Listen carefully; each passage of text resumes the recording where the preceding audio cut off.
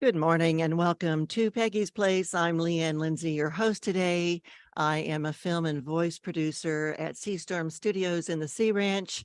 And today I am hoping our guest from England can join us, Stella James, who's going to be talking to us about ethical horsemanship and connecting with our horses. And also, when we're developing that positive connection, we can also work with other human beings in a similar way.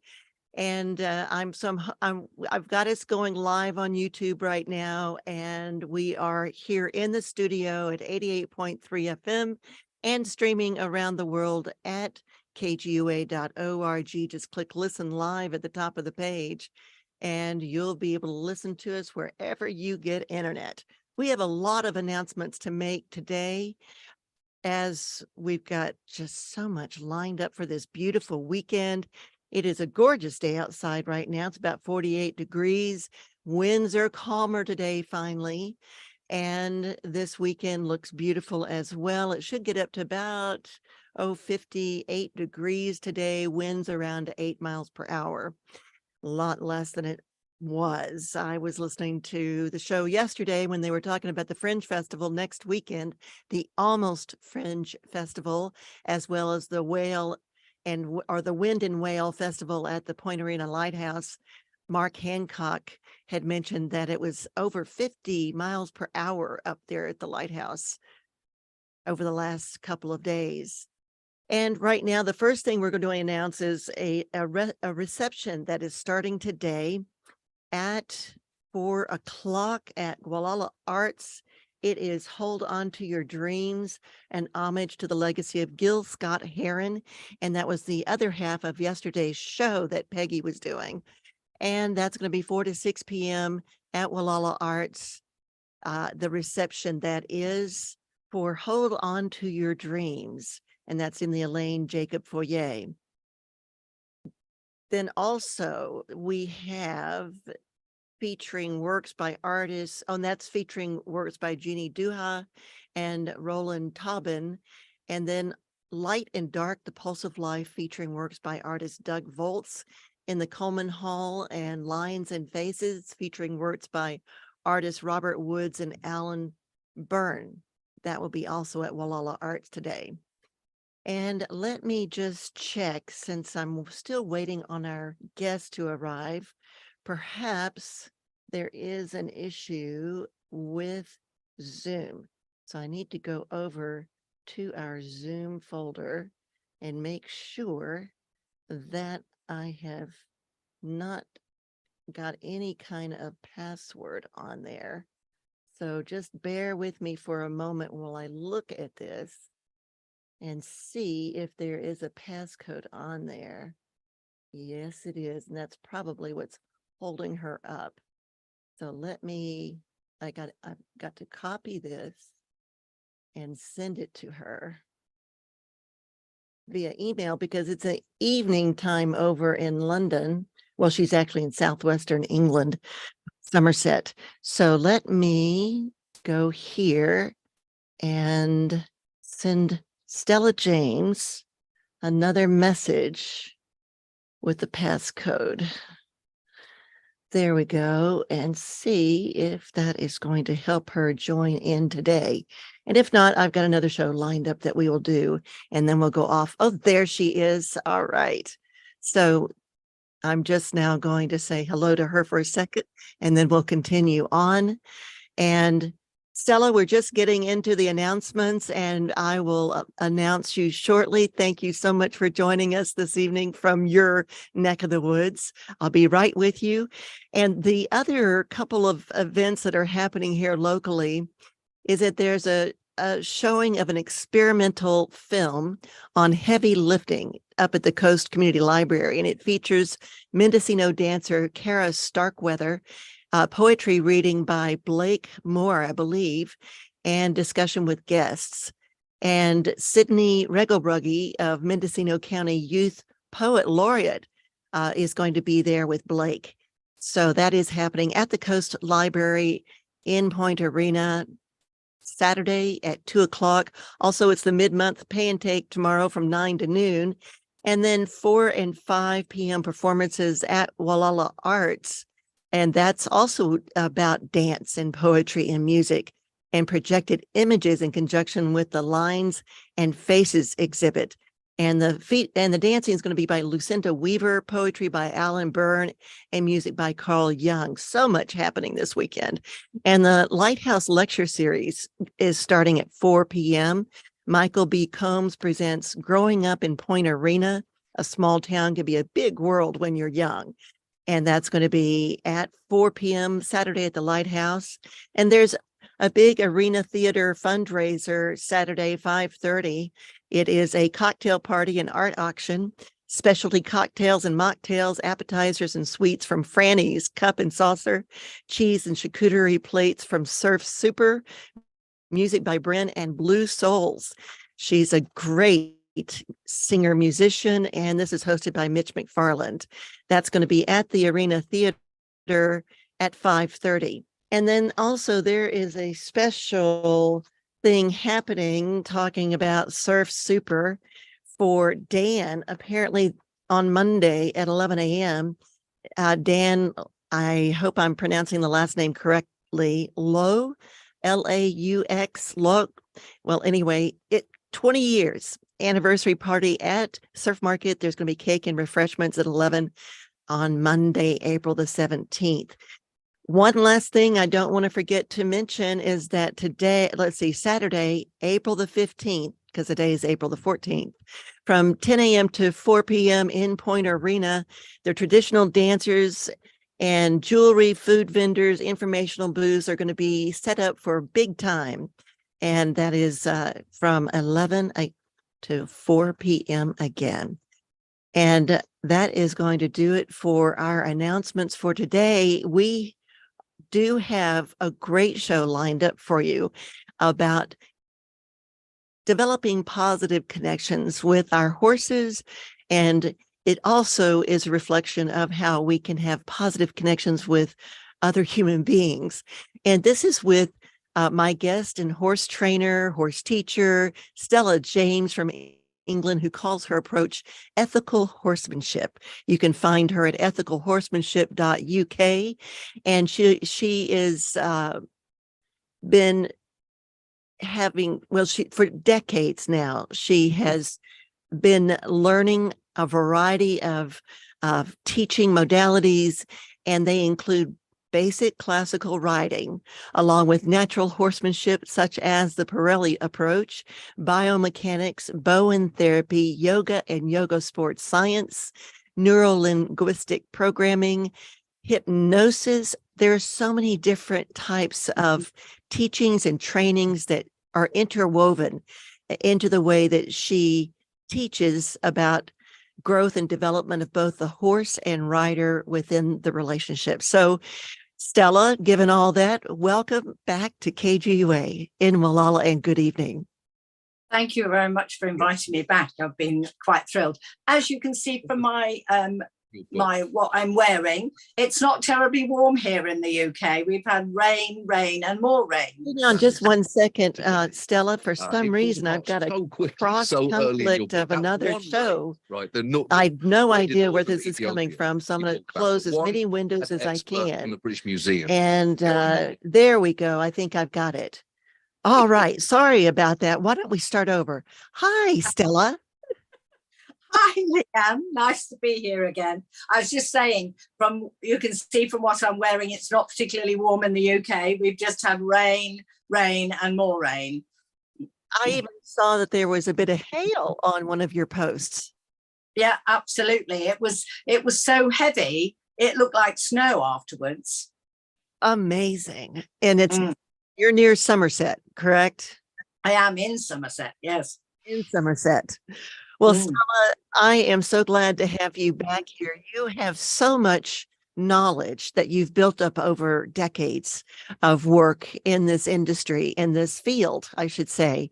And you also just got back from Hawaii, where you went to do more educational events, I believe. So I want to hear about that, what you learned. But Let's just start with the basics of developing a connection, a good connection with horses, and also how our energy can affect others.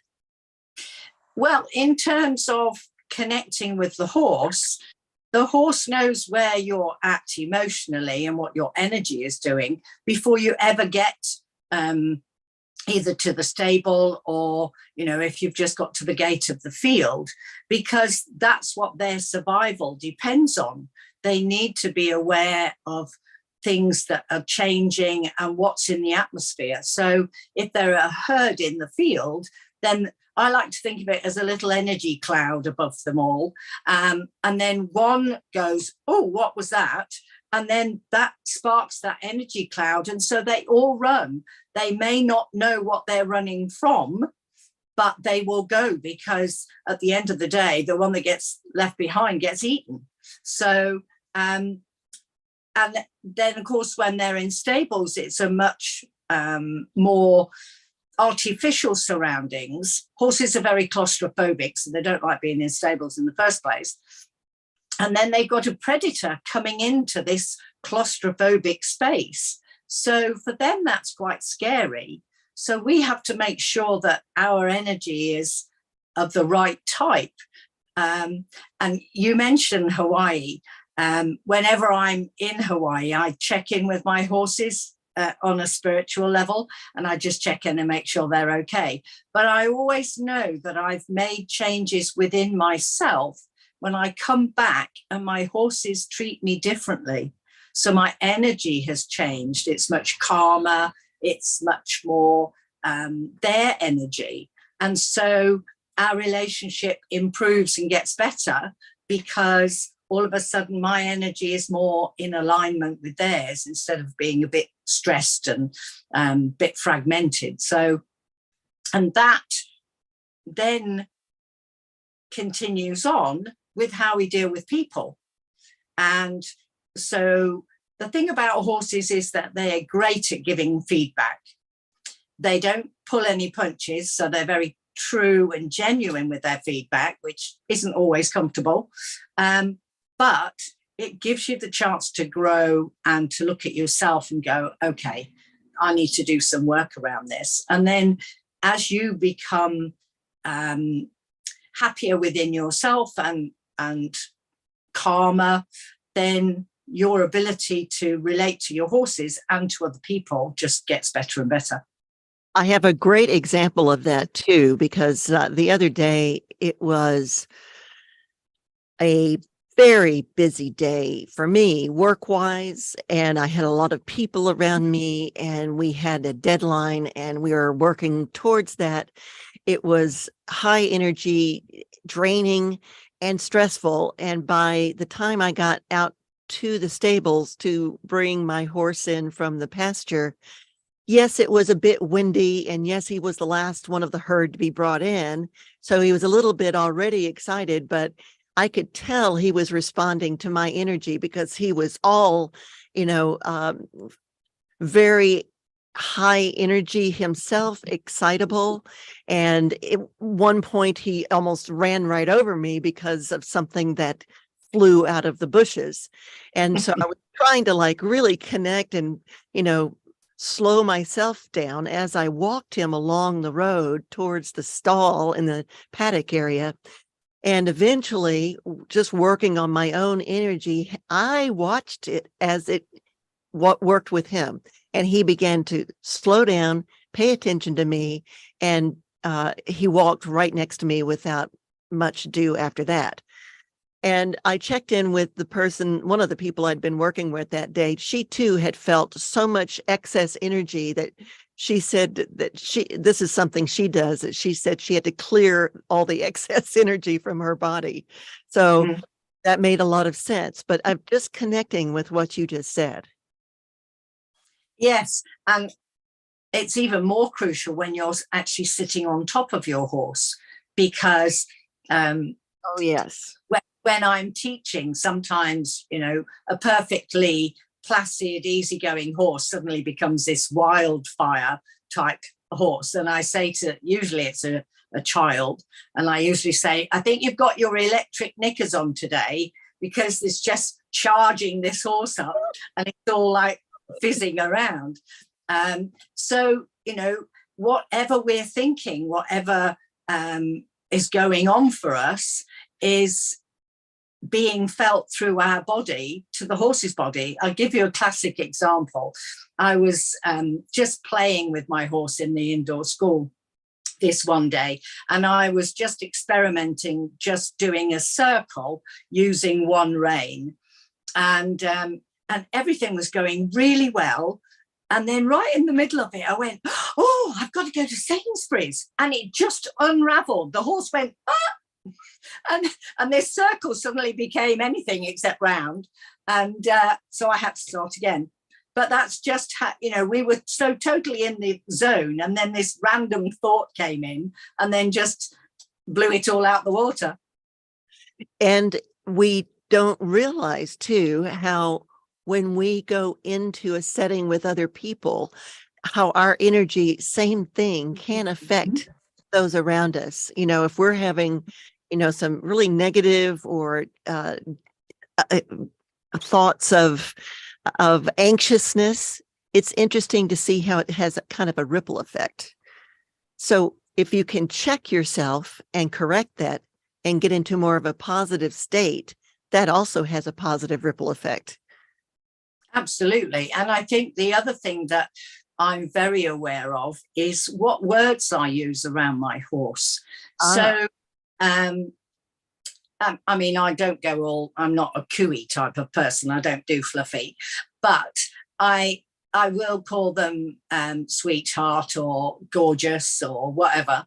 But there are some people who profess to love their horses, and they call them bitch. They call them something that's refers to a male's anatomy, and all sorts of things. And I think, well, if you love this horse, which to me is another person, why would you call them those things?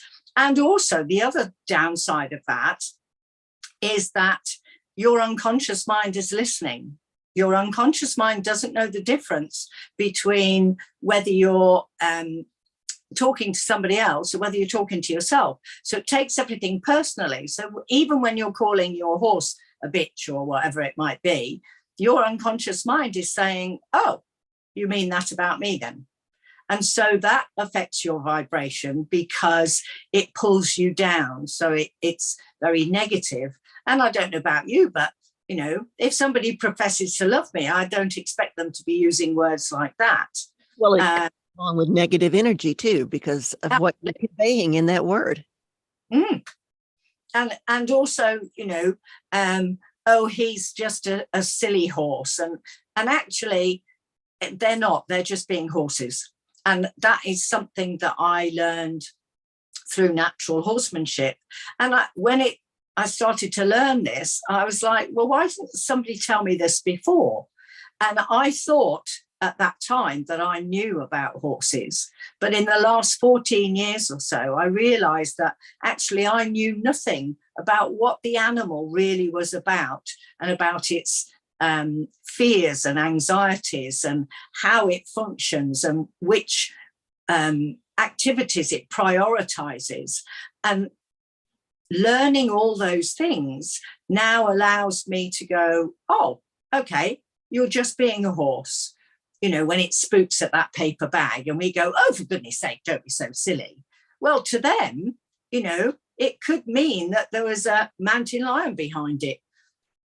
So, you know, we tend to give emotions and reactions to the horses that actually belong to us, which actually don't fit.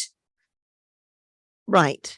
And I just want to let our listeners know, if you're just tuning in, this is Stella James from the UK, from the southwestern portion of England, in Somerset. And she is a lifelong horsewoman and teacher, trainer. I'm Lindsey, your host today, and this is KGUA in Wallala, 88.3 FM, streaming at kgua.org, and we're live on YouTube And Stella, I have to say the same kind of thing, that as I am developing this documentary about the healing connection between horses and humans through the framework of Seabiscuit, taking a look at the way he transformed under the hands of a new trainer, Tom Smith, using natural horsemanship techniques, to today, when at the home of Seabiscuit, right here in Mendocino County, up at Willits area, at Ridgewood Ranch, they have an equine riding therapy program for special needs children and adults. And the positive transformation that happens with a range of children and adults when they are connecting with their horses. And then I started studying a lot about all these different teachings. And I've been a horsewoman since I was 2. And my dad put me on a horse. I started in rodeo at age 5. And I did read natural horsemanship books at about age 11 when I started training my first horse. But still, decades later, I feel like I'm learning so much more. There's so much insight in a variety of fields to help us learn how to build a better connection with our horses and learn how our energy affects them, and to be observant about their behavior too. So take us along the path of what you've gone through over the years to get to this point, and what has come up in your mind as some of the brilliant aha moments that opened your eyes to a whole nother level of teaching and training. Well, one of the first things that happened when I started becoming interested in natural horsemanship, and I think maybe years prior to that, I was already doing natural horsemanship, but I didn't know that's what we called it. So I used to play with my horse in the field, and we used to play like a couple of dogs. So we'd run at one another and then stop, and then run off in the opposite direction, and we'd just have a lot of fun. I'm sure the neighbours would think that I'd lost the plot, but anyway. But there were little things, like one of the first things that I changed was how I put the head collar on, which I now use halters. I don't use head collars. Now, I'd always been told you put the nose in first, you flick the strap over the head, and then you do the buckle up. And then the suggestion was, well, of course, that makes your horse head shy, because it sees the strap coming over, which is heading for its eye. And because the horses have their side vision, they see it more than we would. And so they naturally twitch. And I thought, well, that is so simple and so obvious. Why haven't I known that before? And so now I put the nose piece and the strap in one hand, put my arm over the neck of the horse, give myself the strap, and then put the nose in. Totally different reaction. Horse stands quite nicely, whether they're used to having a head collar put on like that or whether it's a halter. And so it's just much calmer. It's less jerky, it's smoother. And I've just found such positive reactions to it. And that sounds really basic, but that's it. And like anything else, it's about the communication. And I think and I say this to my pupils all the time, we don't speak horse, they don't speak human. It's for us to learn how to communicate with them so that they understand what it is that we want, and they can only ever give us what they think we want, because they don't know. And I think that leads into how you work with your students too. You're really observant about how they learn, what obstacles they may have to learning, and then you adjust the way you approach teaching them based on how they're going to receive it. I remember in one of our first conversations that you had discussed that. And also in one of our first conversations before ever we got together on radio, you had mentioned that piece about putting the halter on that particular way. And I realized I too was flicking that part of the halter over their head.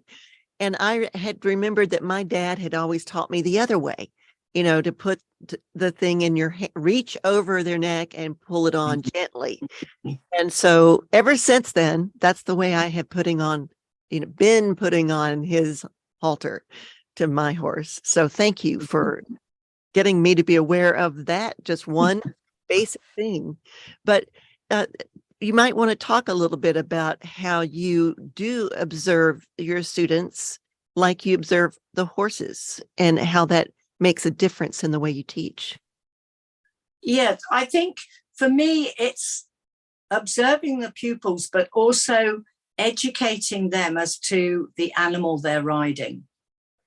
Because most of us function from the neck up and we're not connected with our bodies. And especially children, and they don't do it with any intent, but because their motor skills perhaps aren't as developed as ours are, then maybe they either they kick forward instead of backward because it's sort of out of sync, or they're a little bit sharper with their rein aids or a little bit bigger with their kick than they mean to be. And like today, I have a little girl that I teach who's dyspraxic. And unfortunately for her, on Monday, she went out with her family on a hack and they had rather an unfortunate incident. And so she'd lost her nerve a little bit, to the point where she'd said to her mum, "I don't think I want to ride for a while, mummy." Anyway, her mum said, "Well, you've got a lesson booked, let's go." So I just said to her, "Right, well, we'll just sit on the horse or the pony, and we'll just walk round and we'll just keep it nice and simple. And we'll just practice our steerings." And then at one point, Primrose, the little pony, just put her nose down to scratch her nose on her leg. And she went into a bit of a panic. "Oh no, what's happening?" I said, "She's got an itch. You've just got to let her have her little itch." I said, "You like to scratch your itches, don't you?" And she said, "Yes, I do." She said, "Well, how do I know if she's going to run off with me or whether she's just having an itch?" And I said, "Because it feels different." And so it's just little things like that are can be very big for a child, because she's 8 or 9. But actually it's just a simple thing. And they forget that they might have an itchy nose or an itchy leg, the same as you or I. And it's just a matter of explaining to them that this animal that they're riding has itches and scratches and pain and other things going on. So it needs to be understood rather than just. And the other thing I use is it's a do with process, not a do to process. So you work in harmony with the horse you're riding. Because they're not robots. Exactly. They're not physical beings, they're living beings. And you experience all different kinds of emotions, perhaps. I don't know if that's attributing too much of human type behavior, but they're sensitive to their environment. They're sensitive to their herd. And one example, I was thinking back to what you were saying too earlier about, they are prey animals. And when they're in their stalls or in a smaller paddock, it is a little bit different than being out in a big pasture where they can just run across the field if something frightens them or makes them alert to danger. And this was just a smaller turnout that we had put the herd out in when it was not their pasture day. And they all knew it was time to come in. It was, feed time. They were at the gate, all of them. And my horse was pinned right there in the corner of the gate. And suddenly the other horses came up behind him. And, that kind of spooked him. So, of course, he starts to kick back, like, give me space. So there is that behavior too. But anyway, I like what you were saying about the young child too. They were asking some good questions. Well, how do I know they're not going to run away with me? How do I know it's just an itch? And it's listening to your horse. It's checking in to what their muscular movements are telling you. And how else can you observe what's going on in your horse? Well, when I get on a horse, straight before I get on, I ask permission in my head. So I do cheat and I use a mounting block. So I put my foot in the stirrup and then I sit my hip on the saddle and I just feel the energy and I go, are we okay? And if I get a yes, then I go, okay, then. So I then sit down on the saddle and I'll wait again and I'll ask the same question. If it's my one horse, he's like, right, we're off now then. And I'm like, we're supposed to wait. But then once we're going and I've done the girth and I've checked that my stirrups are okay, then the purpose of me walking round the arena is so that I can see where I am. You know, am I a bit stiff or am I sitting wonky, or and how is he? Does he feel okay? There have been times when his back has felt up, so it's almost felt like I've been tipping forward in the saddle. And then I ask myself, okay, is this up because he's a little bit cold? Is he tense? Have I not got the saddle in quite the right place? So I go through all of those things. And if it doesn't loosen off after about 5 minutes or so, then I might get off and just check that I've got the saddle in the right place. And in fact, there was one time where I put the saddle on and I went to do the girth up, and my horse went to bite me. He never does that. And I was like, oh, that's a bit weird. Anyway, I didn't take any notice. I carried on, get into the indoor school, and I go to tighten the girth and he goes to bite me again. So I was like, so I stopped and I looked at the saddle and it was just fractionally back from where it should have been. So I went, okay. So I undid the girth, repositioned the saddle, did the girth up. He never even looked at me. Wow. So how I know that if he goes to bite me, the saddle's not in the right place. And speaking of saddles, that's another thing. Saddles and blankets and your bridles, how that can make a difference with your horse. Absolutely. My horse is now in his 4th or 5th bit, I think. When I first tried him, I didn't think he was happy in his bit. So I said to the owners, you might want to look at changing the bit. So they did. So the next time I went to ride him, he was happier. Then I changed him again.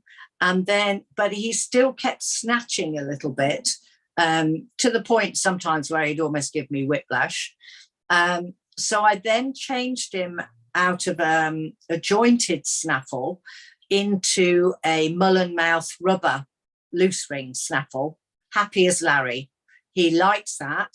And before it had got to the stage where he would not open his mouth for me to put the bridle on and to put the bit in his mouth without a treat. So that's one sign that he liked it more. Yeah. What are the other signs that you observe to know they like something better? He was just much more comfortable with it. When I got the new bit, he sort of put his nose on it and then sort of fiddled with it with his mouth and went, oh, this feels different. And then he opened his mouth and he had it in. And then just riding round, he was much more relaxed almost straight away. Whereas before he would just be a bit antsy about it. And so he was just much softer in the hand, which meant that he's just, because if they're not right in their mouth, then that's going to have an impact on the rest of their body. So I know myself, if I clench my jaw, then the rest of my body is tense. So you imagine that when you're sitting on a horse, and then that tension, because you're like, oh, well, why is this horse tense? Is it going to spook or do something unpredictable? So then it becomes a catch-22, because they're tense and you're tense, and so it goes from bad to worse. But once I had him in this, and it wasn't a new bit necessarily, but it was new to him, he was a much happier horse, and things before where he would brace himself against me if we were doing some lateral work or something. He was much softer and he went, oh, I can do that. And that, I think, was because he was happier in his mouth. So his body was much more relaxed. So he was much more supple, better able to bend and to step underneath himself if that's what I'd asked him to do. So that then made it easier for me. So it's a much pleasanter experience. You've developed that better connection with your horse. Mm-hmm. And listeners, and the people that are viewing on YouTube under KGUA's channel, this is Stella James. She is a lifelong horse trainer, horse teacher. She's in the southwestern portion of England. It is night there. It is day here on the Northern California coast. It is still morning. It's around 9:40 in the morning here in Wallala. And we are on the southwestern portion of the Mendocino County. I'm Leigh Lindsey, your host, and also filmmaker and voice producer. And I am working on a documentary about this horse-human connection. And I just thought it would be a great day to talk about how to develop that deeper connection with our horses. So that's one way, Stella, I think. Can you describe a few other ways that we can do this? And these will help us in our relationships with other humans too. Well, one of the things I did with my horse when I first had him was I used to go and sit in the stable with him and do nothing, just be in the stable with him. You may or may not know that sometimes our stables aren't that big. They're about 12 by 12 feet, that is. So he was quite a young horse. He was about 5, I think. And I just sat in there and he was standing with his head over the door. So I was sort of back and to the side. And then he didn't really take much notice of me. And I was just sitting there just watching him. And then he moved backwards and then came diagonally in the stable. And I thought, oh, I think I need to move because I think he's going to have a wee. Anyway, he didn't. He got down and he laid down beside me. Well, I was almost in tears because I was just like, oh my goodness, no horse in my life has ever done this. And it was just such a special moment. But unfortunately, I couldn't take full advantage of it because I needed to go to work.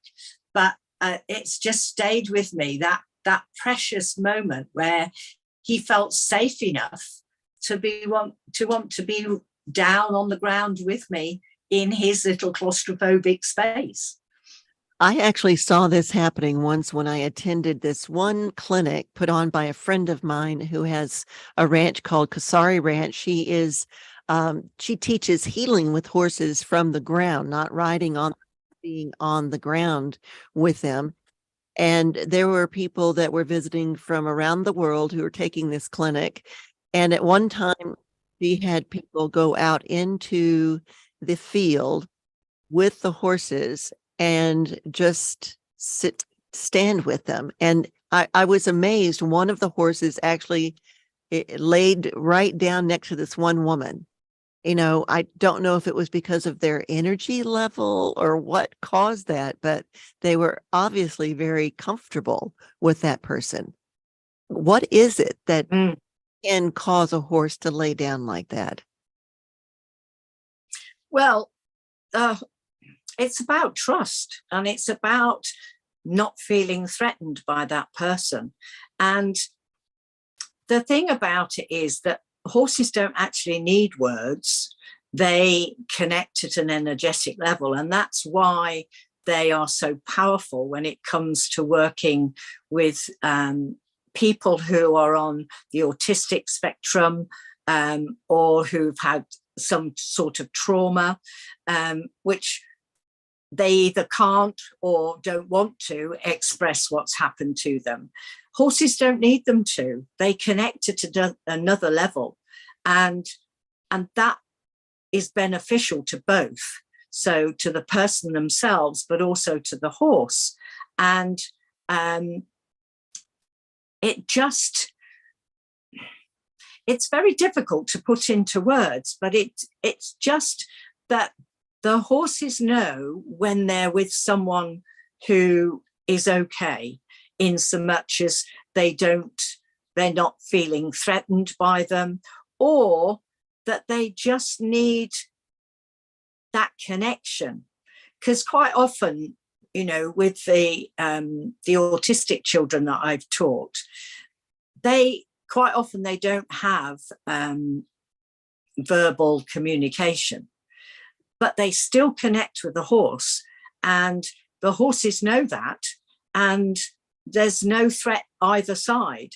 And I think that's what makes it so powerful, is that you don't actually need to say anything. You just connect, and you listen with a different part of yourself. So instead of listening with your ears, you listen with your being. And I think that's part of our problem, is that we're so busy being human doings. We actually need to be human beings and just be, because we're so busy running around doing this, doing the other, worrying about this, getting stressed in the car, thinking about what we're doing next, instead of being in the moment. And I'm guilty of that, because I'm a busy doing person. But there are times, and this is what horses have taught me over the years, and more so in the last 14 or so years, is that I need to just give myself time and space to be in the moment and experience whatever that has, and I think sometimes we go, oh, well, am I doing it right? Or it's like meditation. There's no doing it right. You just do it. I was thinking monks, how they have achieved an amazing level of the ability to be in the moment. And you feel their presence when they're around you, how calm their energy is, and connected to the earth and to the sky. But I want to go to this word of trust. I think is a key word here, trust. And also the nonverbal communication with some of these children that both Nadia, Jordan, your cousin, and I are talking to their parents over the last few weeks about how they connect with horses. And there are 3 of them that are nonverbal. And so their parents, their moms, were saying how much it has warmed their hearts to see the children connecting with these horses who are also nonverbal, and how they can communicate non-verbally. And she said working with horses is almost like working with her daughter or her son, because she is communicating with them also by being observant to what they are going through and what they're indicating they might need. So same with the connection with the horse. So that is something I want you to talk just a little bit more about. Well, the horse looks after them as well. I taught a lad who was, I think he was about 9 or 10, non-verbal. And there were times when I would walk alongside him on the pony, and I would have a conversation with him in my head. Now, there were times when I would say something to him and he would smile, but he wasn't in his smile. It was just a facial expression. And then there were other times when I really connected with him, and I either verbally or usually in my head, and I'd look at him and he'd smile, and he was in his eyes. And the radiance that came out of his eyes when I did that was just, I don't even think I can think of a word, that it was just magnificent. It was like being in sunshine, and it transformed his face and it transformed his being. And the horses that we used, or the ponies that we used, they knew. And I had a little lad that used to come, and he was Down syndrome, again, about 10. And we had this pony who would bite you as soon as look at you, and did quite often. And this little boy used to go in and fetch the pony ready for his lesson. He would already be tacked up waiting for him, but he'd go into the stable. That pony never once attempted to bite him. And I'm like, well, how come you bite me then? So he just loved this little boy, and he never, ever tried to bite him. And when he bit people, it was usually a little nick, which sometimes is more painful when they do it properly. But he never even considered it with this lad. And I always found that quite amazing. I just know. I hear some stories like this from the people that run this therapy program over at Ridgewood Ranch, and that's the Seabiscuit Therapeutic Riding Center. And Erin Holzhauer is the director of the program. She was trained in Path International, how to work with special needs children and adults. There's a whole program on how they approach their teaching. But she would say when the children first come into the program, how it's almost sometimes like the horses choose the child. Yeah. They have this connection that they make with that child, and it's an amazing thing for them to see. I would like to see that one of these days, how that happens, but it is something that they've observed over decades of teaching children over there. And why don't you talk about some of your modalities of teachings that you've learned over the years, how they may come into play with how you approach your teaching and working with horses to build that trust? Okay, so one of the main things that I've learned over the years, which is just invaluable when it comes to teaching, is NLP, neuro-linguistic programming. I was thinking. And it's just such a useful tool because it gives you so many tips and techniques, or skills and techniques, that enable me as an instructor to communicate better with whoever I'm teaching, whether that's a child, an adult, whether they have special needs or not.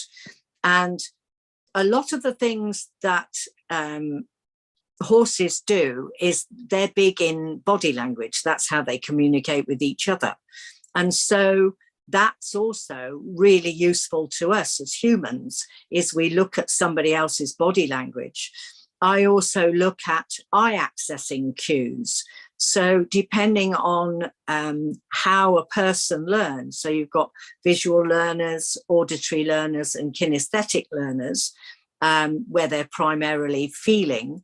And I'm a visual person. I'm visual auditory. So when I'm not conscious of what I'm saying, most of my language is visual. And so if I'm speaking visually to an auditory or a kinesthetic person, they're not going to get what I mean. So I have to change my language into a language that they understand, and then we can both get the results. So recently I was been teaching a lady, and she has got a few confidence issues, not for any particular reason, but she just is a bit wary sometimes. And the last lesson she had, we talked about how she learned, and she said, oh, I'm very auditory. You can also tell or get an indication of someone's learning modality by their body type. So anyway, so she had a lesson yesterday, and I said to her, so do you hear my voice in your head if you want to remember what I've said, or do you hear your own voice? And she said, no, I hear my own voice. So, and I'd asked that question, and she thought it was really weird that I'd asked the question. And I'd asked because my husband's auditory, he also listens to his own voice. So if you said something to me and I wanted to remember what it was, I would hear your voice in my head. I would hear your voice. Yeah.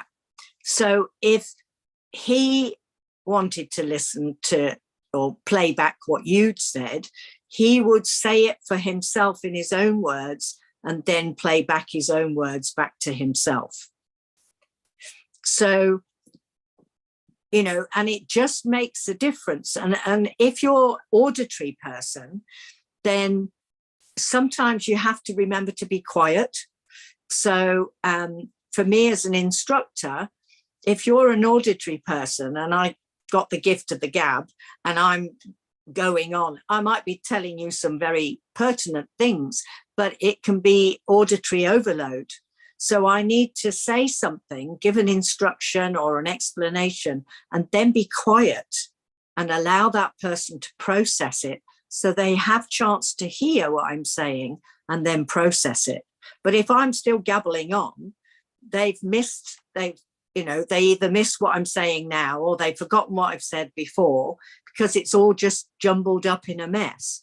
So it's little things like that that I have to be aware of. And I always say to my pupils, if you don't understand something, it's not your responsibility, it's my responsibility to make sure I communicate in a way that you understand, rather than them trying to work out what I'm telling them. And so that then people feel more relaxed because they've been given to ask they're given permission to ask a question.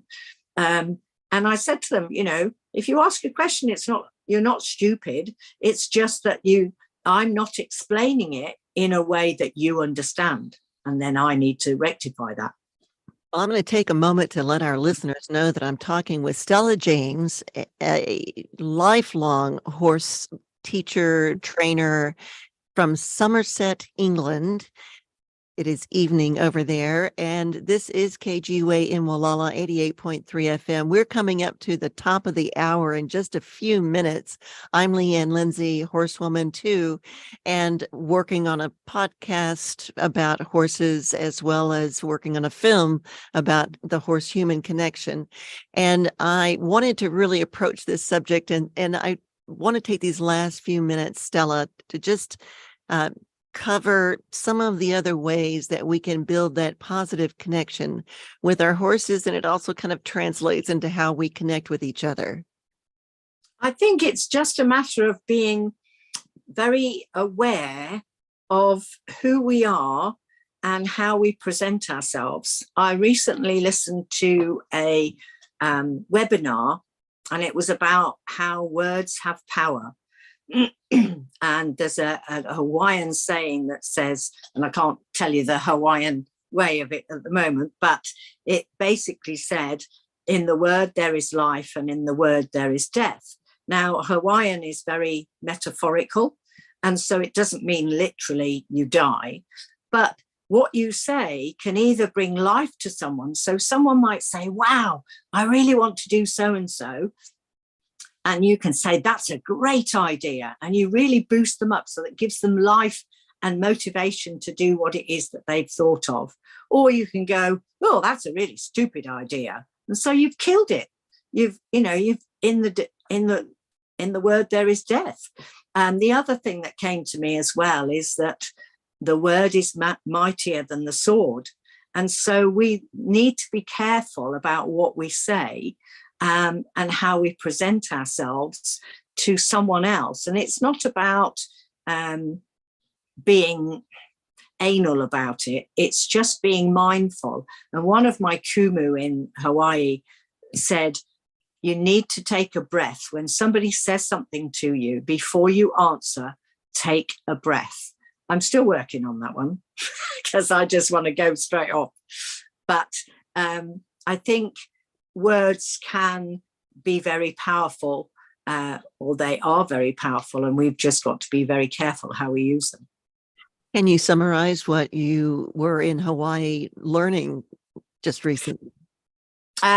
Spiritual empowerment. And each time I go, I come back with more ahas, having cleared more baggage. That's emotional baggage. And so and people say, oh, you've come back to the real world. My time in Hawaii is my real world. This is another reality, but it's not what I call the real world. And And it just means that this real world that I'm living in now changes because what I'm projecting out has changed. And so what I receive has changed. And that's all for the better. Thank you for that. That's Stella James. Ethical Horsemanship is the title and name for the work that she does. You can find her on ethicalhorsemanship.uk, and she's a life coach and so much more. Stella, I'm so glad to have you on this show today to talk about these things and to learn more from your, pursuit of knowledge, and share that with us, with our audience. I really Thank you for that. me. And we do have still another couple of minutes, so one more minute, so 60 seconds or so. Can you, what would you like to leave our audience with? Working on yourself is the main key, whether you want to have better relationships with people or better relationships with your horses, because it's never about the horse, it's always about you. They merely reflect back to us what it is that we are. And if we don't like that or it's uncomfortable, then it's down to us to change it, because it's not for them to change, it's for us to change. And I saw you take that just moment of breath to center yourself, it seemed, before you answered. And that was an excellent answer. Thank you so much. It's a pleasure. Stella James, Ethical Horsemanship in the UK, Somerset, England. Thank you for joining us from your time zone in the evening, and all the listeners there in Europe. We appreciate having you on our show today at KGUA in Wallala on the Northern California coast and the southern tip of Mendocino County. And I'm Lindsey, your host today.